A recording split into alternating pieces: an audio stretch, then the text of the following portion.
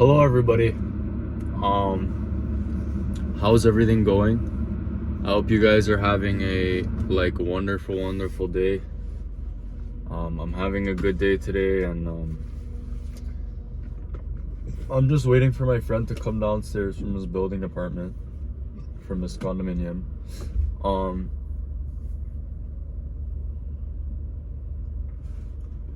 Today's video is about this book again.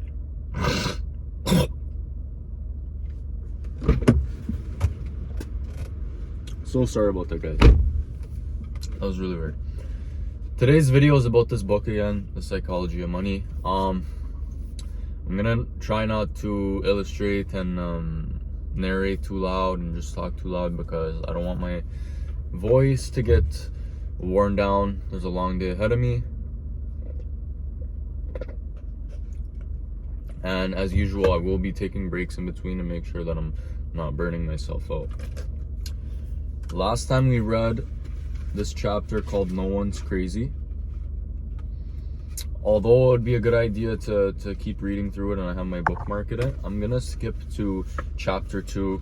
Reason being is that there's a lot of books out there for me to buy, and by the time that I'm done uploading videos about this series, I'm pretty sure I'm gonna have another book to read. So I'm just gonna skip through a couple pages here. I'm already getting really upset about the amount of pages I'm skipping. Okay, it wasn't that many pages. I skipped like 4 pages. I read like 2.5 pages. Now, the second chapter of The Psychology of Money is called Luck and Risk. Nothing is as good or bad as it seems. Okay? I hope y'all can, hope you guys can hear me well. I don't know why I just said y'all. I'm not Southern. I'm kind of Southern. I'm in Southern Canada, near the water, so that's Southern enough. But anyway, okay, listen. Luck and risk are siblings. They're both the reality that every outcome in life is guided by forces other than individual effort. Dude, my friend is coming in the car. I'm just gonna...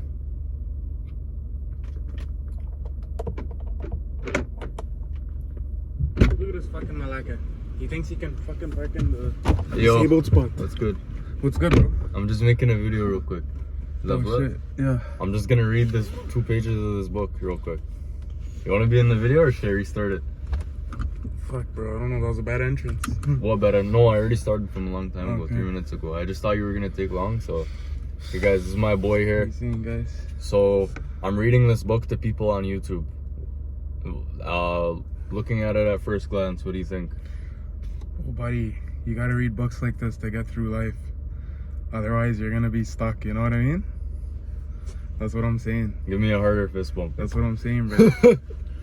Okay, so this is the second chapter. I'm gonna read page 1 and page 2, and then I think depending on how long the video gets, I'm probably just gonna end it. But like, I'm just targeting a 10-minute video, so sorry if it becomes useless, if you guys didn't get enough information. But anyway, luck and risk are siblings. They're both the reality that every outcome in life is guided by forces other than individual effort. NYU professor Scott Galloway has a related idea that is so important to remember when judging success. Both your own and others, nothing is as good or as bad as it seems. Bill Gates went to one of the only high schools in the world that had a computer. The story of how Lakeside School, just outside Seattle, even got a computer is remarkable. Bill Duggal was a World War II Navy pilot turned high school math and science teacher. He believed that book study wasn't enough without real-world experience. He also realized that we need to know something about computers when we got to college. He recalled late Microsoft co-founder Paul Allen. In 1968, Duggal petitioned the Lakeside School Mothers Club to use the proceeds from its annual rummage sale, about $3,000, to lease a teletype model so Teletype Model 30 computer hooked up to the General Electric mainframe terminal for the computer time sharing. Quotation: the whole idea of time sharing only got invented in 1965. Gates later said, someone was pretty forward-looking. Most university graduate schools did not have a computer anywhere near as advanced as Bill Gates had access in the 8th grade, and he couldn't get enough of it. Bro, what's your reaction on all that so far? I mean, bro, Bill Gates had it tough, you know? That's why he built computers, you know? No, from what I got is that Bill Gates is one of the first people of his age to have access to computers. Like, he was the only kid with a computer. That's what I'm saying. That's why there's computers everywhere now, you know? Yeah. Okay, we're still good. Okay, guys, I'm probably gonna read this page and that's it. Let's see. Gates was 13 years old in 1968. When he met classmate Paul Allen, Allen was also obsessed with the school's computer, and the two hit off. Lakeside's, it's pretty loud, but it's okay. Lakeside's computers wasn't part of its general curriculum. It was an independent study program. Bill and Paul could toy away with the thing at their leisure, letting their creativity run wild. After school, late into the night, on the weekends, they quickly became computing experts.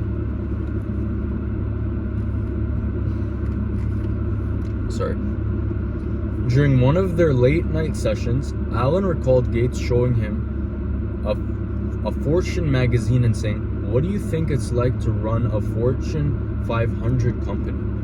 Allen said he had no idea. "Maybe we'll have our own computer company someday," Gates said.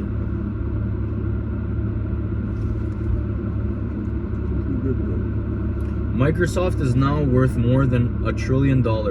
A little quick math.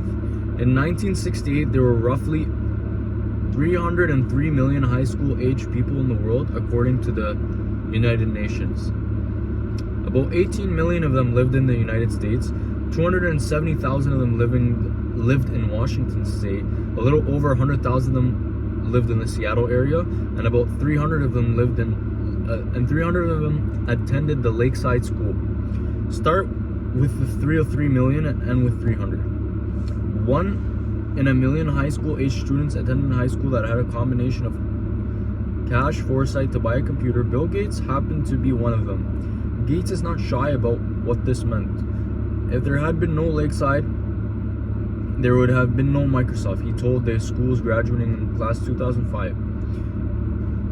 Gates is staggeringly smart, even though more hardworking as a teenager, had a vision for computers that even most seasoned computer executives couldn't grasp. He also had a 1 in a million head start by going to school at Lakeside. Okay, what do you think about that? Did you get anything from that? Or were you not paying attention? It's fine, it doesn't matter. I'll tell you. Should I go first? What I read from that? Yeah, you go, you say this.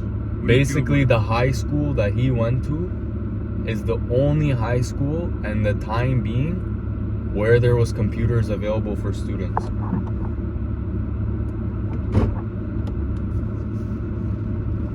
The only high school available where there's computers for students. So, sorry guys, I'm just moving the car real quick. So basically, he's saying because of the limited access there was to computers in the world, it was his luck that the high school he went to allowed him to use computers. It's good to read books, bro, you know? Especially books about, like, stories about stuff, rich people. Stuff, yeah, exactly.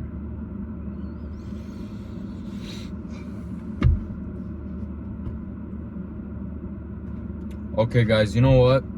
I read enough about this chapter. The main idea, it talks about Bill Gates. It talks about basically luck and risk. This was more on the luck side, where he went to a high school that offered him resources. He had a little funding from his parents or some sort of money to be able to buy his own computer, or he did a partnership with another student where he was able to buy a computer, and at the time computers were really limited. And I'm assuming they were coding and writing softwares on those computers that eventually evolved into Microsoft. And now Microsoft is worth over $1 trillion. But him and his partner, Alan, recalled, reading a magazine called the Fortune magazine. And when they read that magazine, they were like, what if we run a Fortune 500 company? I'm not sure what that means, but it sounds like something to do with a startup. I don't know what's the resemblance with the number 500, but I'm just telling you like what we read in this chapter. The chapter's called Luck and Risk. Unfortunately, I'm not going to read any more chapter 2. That's enough. I made a 10-minute video. I kind of broke down what the chapter starts out with, but next video I'll be reading chapter 3. Thank you guys for watching. Thanks for being in the video, G. Yeah, bro. It was pretty good. It's not, Yeah, it's a good video. And that 500 thing, bro, you were talking about, I think they're referencing to like S&P 500 is like a booster, I think they're trying to make like a booster company for their own, That's what's up, bro, That's what's up. That's what's up. See you Peace, guys.